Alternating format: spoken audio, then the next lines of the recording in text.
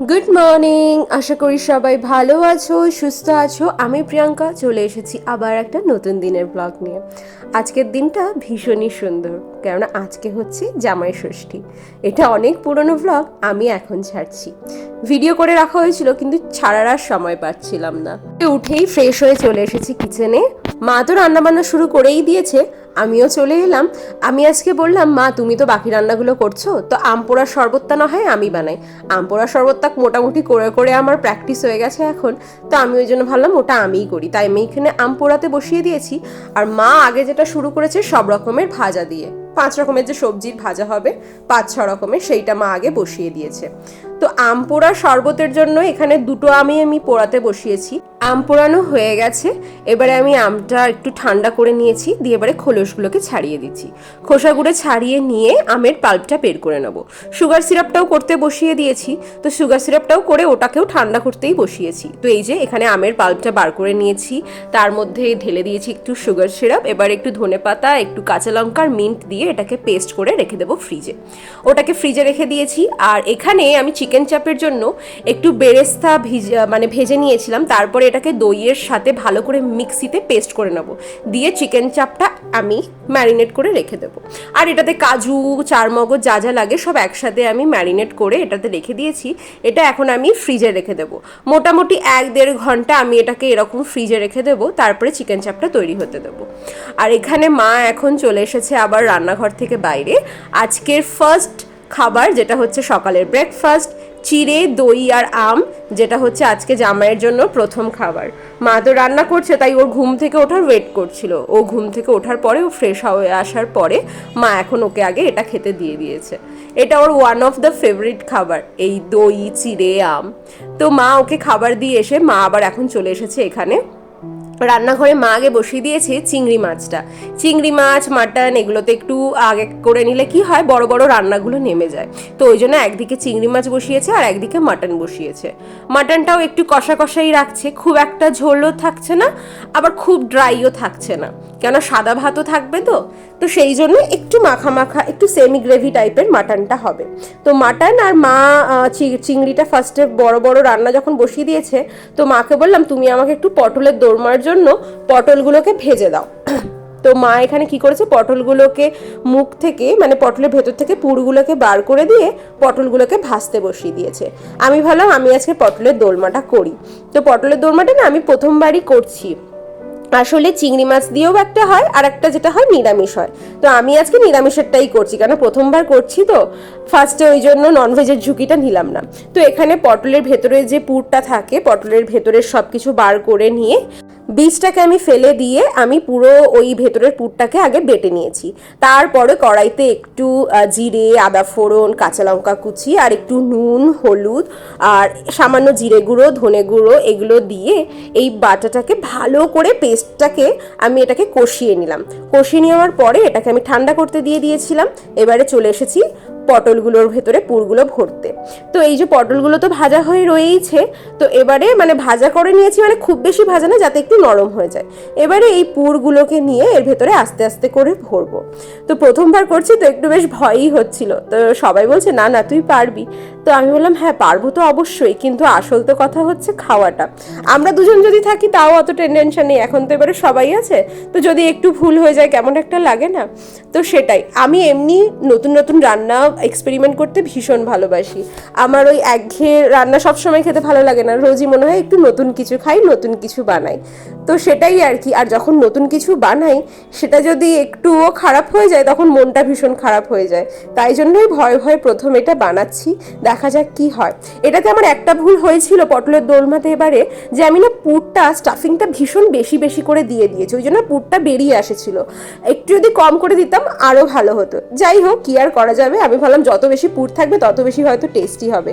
তো গ্রেভিটা মা এখানে রেডি করে দিয়েছিল। গ্রেভিতে বেশি কিছুই না, জাস্ট একটু জিরে, আদা ফোড়ন, আবার সব কিছু টমেটো, সব গুঁড়ো মশলা এগুলো দিয়ে মা মশলাটাকে কষিয়ে ওটার মধ্যে পটলের দোরমাগুলো দিয়ে দিয়েছে। আর পাশে এখানে চিকেন চাপটাও বসানো হয়ে গেছে। চিকেন চাপটা অ্যাকচুয়ালি না ভীষণ ইজি একটা রান্না। এই চিকেনটা যদি ম্যারিনেট করা থাকে বেশ অনেকক্ষণ, ব্যাস তাহলে আর কোনো ব্যাপার নয়। শুধু একটু কড়াইতে তেল আর একটু সামান্য ঘি দিয়ে ওটাকে গরম করে নাও। কেউ চাইলে পুরো ঘি দিয়েও করতে পারো, আরও ভালো লাগবে।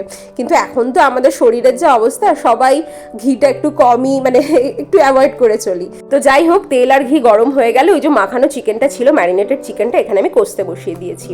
আর ওটা ঢাকা দিয়েই ওরকম হতে থাকবে। আর পাশে এখানে আরেকটা জিনিস হচ্ছে, তাওয়াতে কলা পাতা মা ধুইয়ে এখানে মা সেঁকতে দিয়ে দিয়েছে।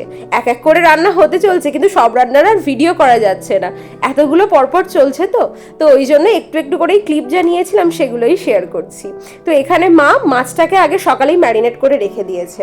মাছের মধ্যে মানে ভেটকির যে বোনলেস পিসটা কালকে মানে সকালবেলা যে নিয়ে আসা হয়েছিল কালকে, সেটাকেই এখানে আমরা দই, সর্ষে বাটা, কাঁচা লঙ্কা আর নুন, হলুদ এগুলো দিয়ে ম্যারিনেট করে রাখা ছিল। এবারে একটা করে কলা পাতা নিচ্ছি আমি। মাকে বললাম তুমি বাকিগুলো যখন করছো আমি এই বাঁধার কাজটা আমি করি। আর এরপর উপরে একটা করে কাঁচা লঙ্কা চিড়ে দিয়ে দিলাম, আর তার উপরে দিচ্ছি সর্ষের তেল। এবারে এটাকে ভালো করে মুড়ে দিয়ে দড়ি দিয়ে বেঁধে দেবো। দড়ি বলতে আমি এখানে এই জ্যানেওগুলো যে পাওয়া যায় না, সরু সরু সুতোগুলো, ওইগুলো দিয়েই বেঁধেছি। বেশ সুবিধাই হলো, কোনো প্রবলেম হয়নি। আমি মাছগুলো রেডি করে দিয়েছি, আর মা ওগুলোকে পাতুরির জন্য ভাপাতে বসিয়ে দিয়েছে। আর তার সাথে সাথে এখানে মা আর একদিকে শুরু করে দিয়েছে ফ্রাইড রাইস। জোর কদমে সব রান্না চলছে, কেননা দুপুরবেলা জামাইকে খেতেও দিতে হবে। তো এখানে একদম চলে এসেছি লাঞ্চ টেবিলে। টুকটুক করে তো রান্নাগুলো দেখাচ্ছিলাম, এইবারে দেখাবো আসলে যে কি কি অ্যাকচুয়ালি রান্না হয়েছে। মায়ের জামাইও স্নান করে চলে এসছে, আর সবাই স্নান করে রেডি হয়ে গেছে। এইবারে হচ্ছে জামাই বরণের পালা, আর জামাইয়ের জন্য, যার জন্য এত রান্না, তার খাওয়ার পালা। তো আগে বলে দিই কি কি রান্না হয়েছে।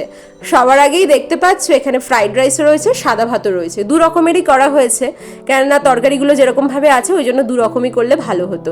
তার সাথে থানকুনি পাতা বাটা, শাক ভাজা, পটল ভাজা, আলু ভাজা, কুমড়ো ভাজা, মূলো ভাজা আর বেগুন ভাজা।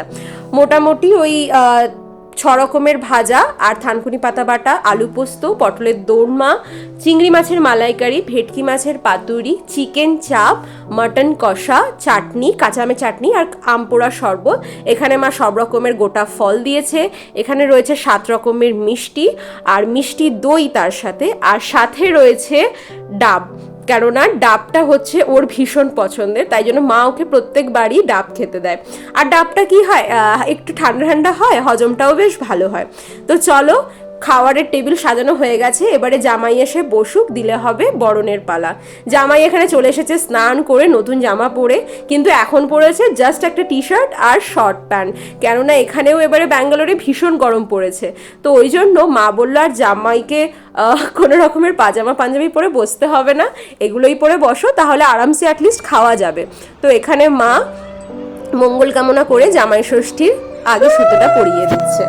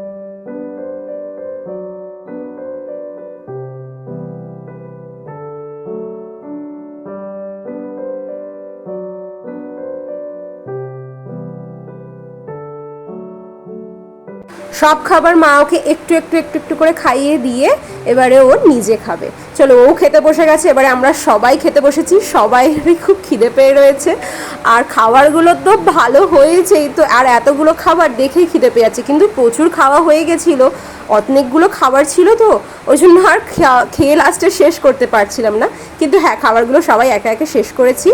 আর খেয়ে দিয়ে সবাই একটু রেস্ট নিয়ে এখন সন্ধ্যাবেলা হয়ে গেছি রেডি।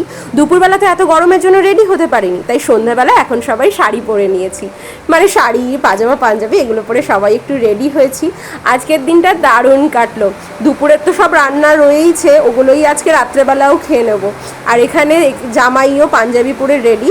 আর মা আমাদেরকে আজকে সন্ধ্যাবেলাতেও ঘুম থেকে একটু উঠেছিলাম যখন, মানে একটু আধ ঘন্টা 1 ঘন্টার জন্য সবাই ঘুমিয়ে পড়েছিলাম, যা খাওয়া হয়েছিল। তো ঘুম থেকে উঠে মা এই যে দুপুরবেলা যে গোটা ফলগুলো দিয়েছিল তার মধ্যে থেকে আমরা সিলেক্ট করেছিলাম আম আর লিচু, কারণ এই দুটো জিনিসই এখানে আমরা সবসময় পাই না। ভীষণ সুন্দর একটা দিন কাটলো। আর প্রত্যেক বছরই জামাই ষষ্ঠীর দিনটা আমাদের খুবই ভালো কাটে। মা প্রত্যেক বছরই ঠিক নিয়ম করে চলে আসে আর জামাই ষষ্ঠীটাকে দারুণ উপভোগ করে তোলে। তো এখানে আমি কয়েকটা ফটোও অ্যাড করে দিলাম সবার জন্য। এবারে শুধু বাবা আসতে পারিনি, ওটাই একটা মন খারাপ ছিল, বাকিরা আমরা সবাই ছিলাম, তো খুব এনজয় করেছি। আর যাদের দুজনের জন্যই জামাই ষষ্ঠী, মানে জামাই আর শাশুড়ি দুজনেই খুব আনন্দ, তো ওটার থেকে আর বেশি কিছু কি চাই। বাকিরাও আমরা ভীষণ আনন্দ করেছি। তো চলো ভিডিওটাও এতটাই থাক, আশা করি সবার ভিডিওটা ভালো লেগেছে আর তোমরাও সবাই নিজেদের ষষ্ঠী ভালো করে কাটিয়েছো। যদি ভিডিওটা ভালো লাগে একটা লাইক করে দিও, কমেন্টেও অবশ্যই জানিও ভিডিও কেমন লাগলো। আর আমার চ্যানেলে যদি নতুন হয়ে থাকো তাহলে প্লিজ একটা সাবস্ক্রাইব করে দিও। আস্তে আস্তে পরের ভিডিওগুলোও দেবো আর দেখাবো যে গিফটগুলোও কী কী পেলাম। দেখা হবে খুব শিগগিরই পরের ভিডিওতে। Thank you so much.